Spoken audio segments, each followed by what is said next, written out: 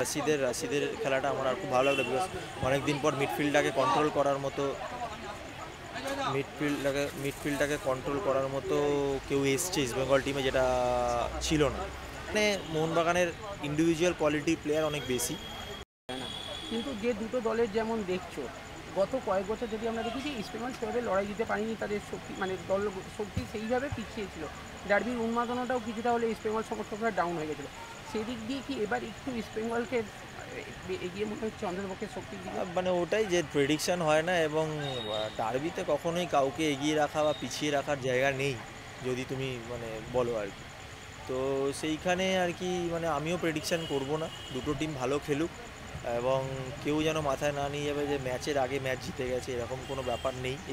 এই ম্যাচটাতে অ্যাটলিস্ট সেদিনকে যার মেন্টালিটি ভালো থাকবে, রাইট মেন্টালিটি নিয়ে মাঠে নামবে, তারাই ম্যাচ জিততে পারবে। রাশিদ আর মিগুয়েলকে নিয়ে ইস্টবেঙ্গল সমর্থকরা আবার করছেন ভালো ভালো ইভেন মানে আমার তো রাশিদকে খুব বেশি বা মিগুলের এগেনস্টে খেলেওছি আমি, বাট রাশিদের খেলাটা আমার আর খুব ভালো লাগলো, বিকজ অনেকদিন পর মিডফিল্ডটাকে কন্ট্রোল করার মতো কেউ এসছে ইস্ট বেঙ্গল টিমে, যেটা ছিল না। তো সেই জায়গাটায় আমার মনে হয় যে ইস্ট বেঙ্গল একটা বাড়তি অ্যাডভান্টেজ আছে। আর মোহনবাগানের ক্ষেত্রে এবারে এখনও লিমিটেডটা তো সবে শুরু করেছে, তো সেক্ষেত্রে এখনও পর্যন্ত কাদের উপর বেশি ভরসা রাখতে পারে মোহনবাগান সমর্থকরা? সবাই পুরো টিমের ওপর, মোহনবাগান সমর্থকরা পুরো টিম গেম এটা, মানে ইস্ট বেঙ্গলের ক্ষেত্রেও টিম গেম, মোহনবাগানের ক্ষেত্রেও টিম গেম।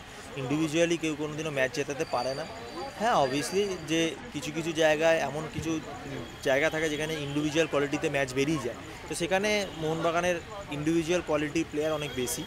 বাট এটা তো দলগত খেলা, এবং দলগত সংগতিতে খেললে আশা করি দুটো টিমই ভালো খেলবে। আলটিমেটলি আমরা বাইরে দিয়ে ভালো খেলাটা দেখতে চাই, তো এটাই। তুমি কি মাঠে থেকে খেলাটা দেখতে যাবে?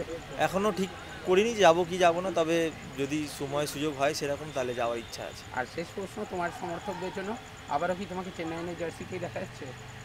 অবশ্যই, কারণ আমার তো কন্ট্রাক্ট তো আছে চেন্নাইয়ের সাথে। এবারে খেলাটা কত তাড়াতাড়ি শুরু হবে তার অপেক্ষায় আছি, ব্যাস।